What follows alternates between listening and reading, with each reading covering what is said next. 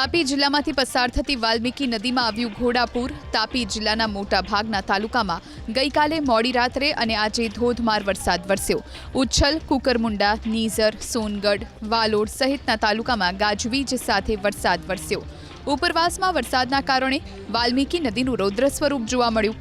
વાલોડમાંથી પસાર થતી વાલ્મીકી નદીના પાણી ગામમાં ઘૂસ્યા, જેને લઈને માર્ગોથી લઈને મકાનો પાણીમાં ગરકાવ થઈ ગયા। મોડી રાત્રે જ નદી કાંઠે આવેલા ઘરોમાં પાણી ઘૂસવાની શરૂઆત થઈ।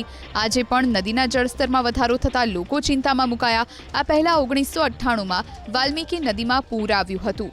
1998 બાદ પહેલી વાર વાલોડથી બુહારીને જોડતા બ્રિજ સુધી નદીના પાણી વહેતા થયા। વાલોડની મુખ્ય બજારોમાં પણ નદીના પાણી ઘૂસતા વેપારીઓ અને દુકાનદારો મુશ્કેલીમાં મુકાયા। આ તરફ વાલોડની હાઈસ્કૂલમાં વાલ્મીકી નદીના પાણી ઘૂસ્યા। નદી કાંઠા આસપાસ આવેલો ઝૂંપડપટ્ટી વિસ્તાર પાણીમાં ગરકાવ થઈ ગયો। હાઈસ્કૂલ પાસેથી પસાર થતી નદીનું રૌદ્ર સ્વરૂપ જોવા મળ્યું। હાઈસ્કૂલના પરિસરમાં દરિયાના મોજાની જેમ નદીના પાણી ઉછળતા જોવા મળ્યા।